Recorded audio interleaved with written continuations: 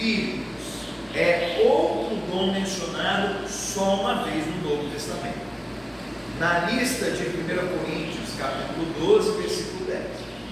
Mas a natureza desse dom o liga com algumas outras passagens que descrevem a batalha espiritual que ocorre entre cristãos e espíritos demoníacos. Podemos definir da seguinte forma o dom de discernir espíritos: discernimento de espíritos é uma capacidade especial de reconhecer a influência do Espírito Santo ou de outros espíritos demoníacos numa pessoa. E aí a gente vai ter agora, porque tem experiência pessoal, tem vários textos bíblicos, tem literatura cristã aos montes que trata desse assunto, a gente vai ter um pouco mais de condição de discorrer sobre esse assunto. Então vamos lá. A primeira coisa que eu quero trabalhar é o conceito fácil e inclusive raso que qualquer um de nós consegue ter de que existe o bem e o mal. Amém? Isso aí está claro, para cada um de nós. Ninguém tem dificuldade de entender, Você não olha os acontecimentos do mundo, da vida cotidiana e pensa que isso é sem influência. Sempre há uma influência ou benigna ou uma influência maligna. Está muito claro para nós. Só que o que a gente precisa subir em nível de conhecimento? É que essa influência é vista a olhos nus no plano terreno, no plano natural, mas a origem dessa influência é no plano sobrenatural. Pastor, me dá um exemplo disso. Quando a gente vê uma atrocidade acontecendo de um ser humano para com o outro, um assassinato, um pai que violenta um filho, qualquer coisa dessa que a gente fala, nossa, que aberração, a gente consegue entender que é uma ação má de um ser humano contra o outro, porque está no plano terreno. Só que a gente precisa entender que a influência para isso veio de um outro lugar. Por exemplo, eu acredito que vocês já passaram por reportagens, já ouviram dizer de pessoas que cometeram algum tipo de crime, alguma aberração dessa, e quando questionados o porquê fizeram, responderam assim: eu ouvi uma voz, algo dentro de mim pedia para mim fazer isso. E você fica pensando, meu Deus do céu, o que aconteceu, Influência espiritual. Pastor, mas só o inimigo, só as trevas influenciam? Claro que não.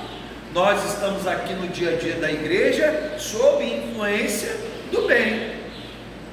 O Espírito Santo de Deus é quem diz assim: vai lá, abraça o irmão fulano e ora por ele. Então nós estamos também sob influência. Então a gente já entendeu, no plano terreno, nossos olhos naturais veem coisas boas e más, e a gente imagina, é de ser humano para ser humano, mas na verdade há uma influência sobrenatural, seja de uma origem benéfica ou uma origem maligna, que traz todo esse contexto aqui para a terra. Agora entra o dom espiritual, a capacidade de discernir qual é o espírito que está falando. Será que é quem que está levando fulano a fazer o que faz? Será que é quem por estar de trás?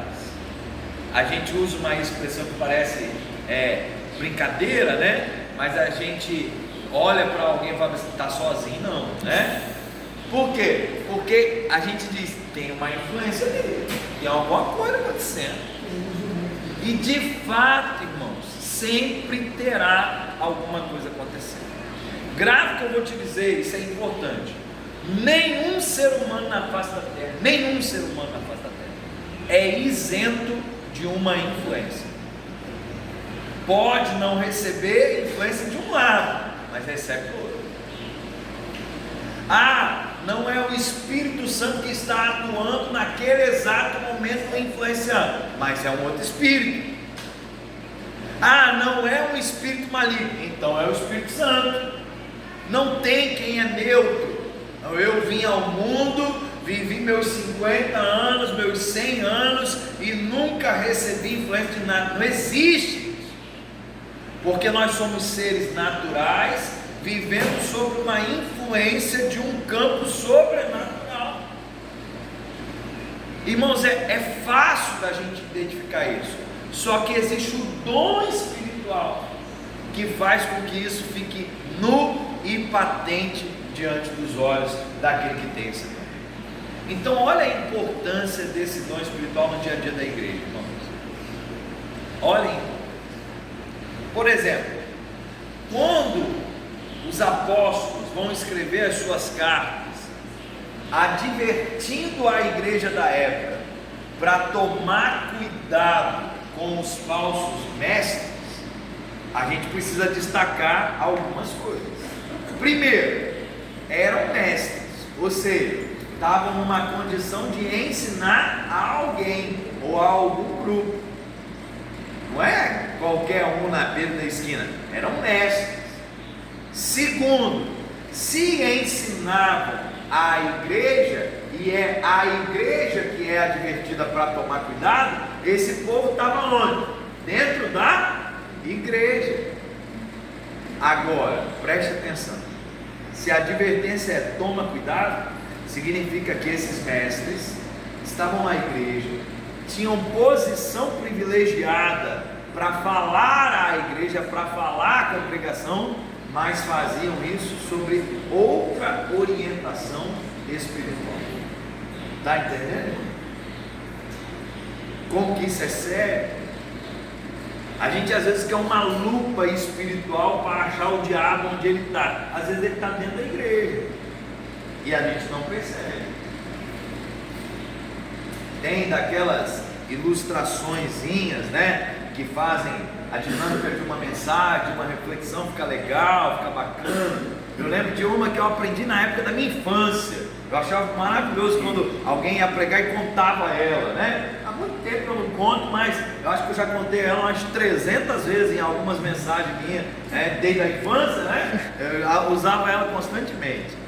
Mas era uma ilustração que dizia que um sujeito resolveu dizer: falam muito do diabo, se ele existe eu vou procurar ele. Não. Eu não acredito que ele existe, mas se ele existe eu vou achar ele. E ele pensou: onde que o diabo pode estar? Já sei, provavelmente ele está envolvido no prostíbulo. E aí procurou uma casa de prostituição, e revira daqui, revira de lá, não achou o diabo ali. Ele falou: vou procurar em outro lugar, pode estar num ponto de venda de droga, porque é outra coisa que tem a característica dele. Foi lá, procurou e não encontrou.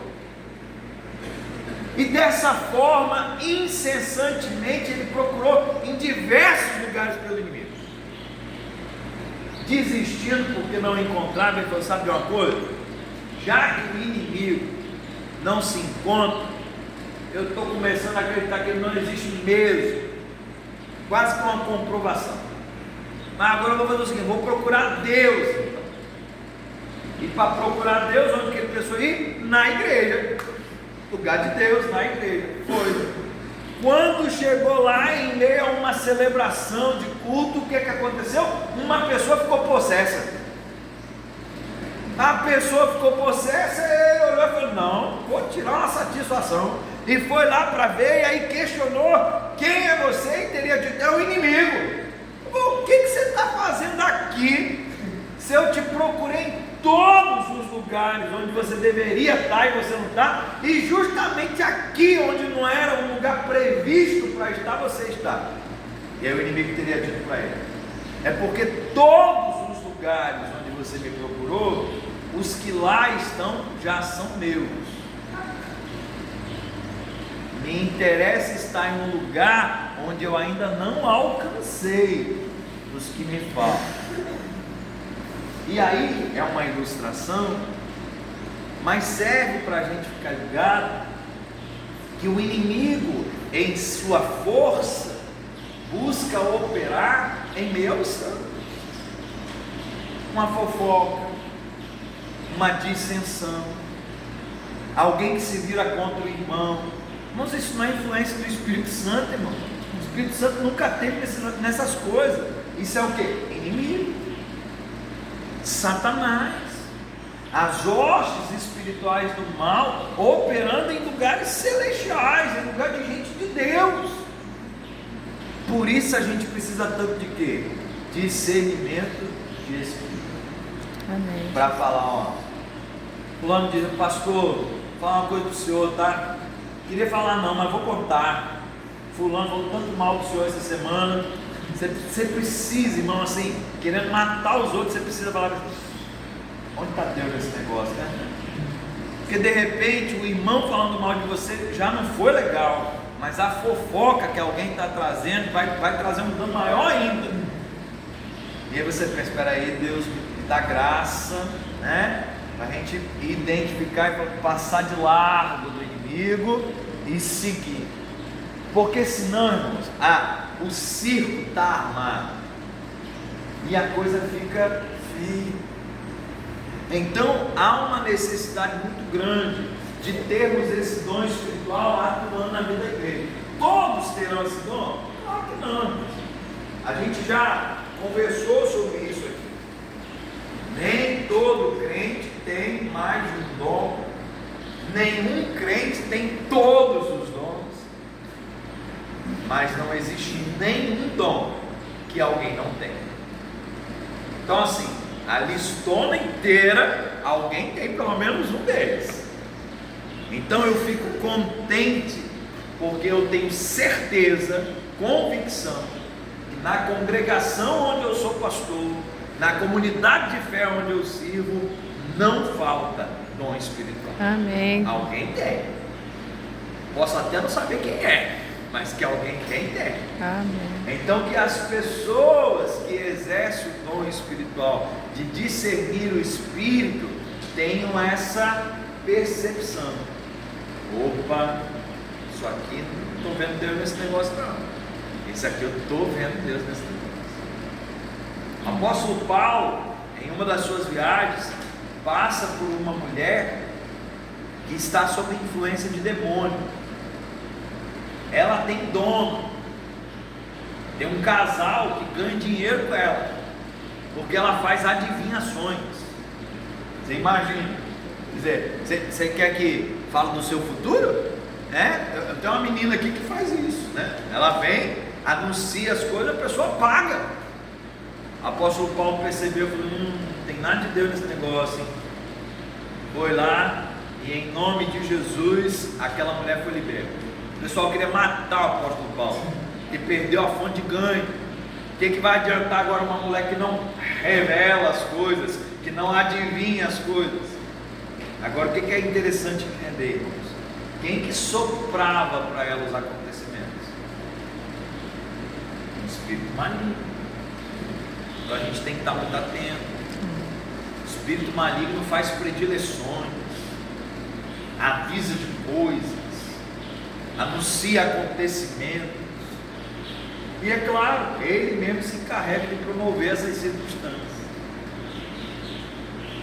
Eu gosto de ouvir algumas pessoas que explicam o mundo espiritual de uma forma muito simples. E de tão simples fica fácil da gente entender. Quando essas pessoas vão discorrer, por exemplo, sobre como atua o inimigo, elas dizem assim: o inimigo é muito ardiloso, muito sujo. Ele dá com uma mão e toma com a outra. E é assim. Qualquer pessoa que tenha, a partir de um pacto, de uma aliança com o inimigo, um crescimento na sua vida, fama, dinheiro e tudo que possa imaginar, do jeito que sobe, desce. E é devastador. A gente precisa entender que o que mais vale é a nossa alma. Amém, Jesus. Mais e aí a gente tem que ter discernimento espiritual. Amém. Vamos pensar numa igreja que não exerce o dom do discernimento espiritual. Já imaginou que bagunça que é? Nossa. Você não sabe se quem está falando no altar fala da parte de Deus, ou se é o inimigo que está usando o sujeito. Você não consegue identificar o que está acontecendo. Você não consegue sentir paz no coração, porque como que sente paz na dúvida? É uma loucura. Infelizmente, alguns grupos, por não viverem a autenticidade do Evangelho, podem estar vivendo um ambiente com muita propagação de uma influência maligna sem se dar conta, sem perceber. Ontem a gente viveu mais uma edição do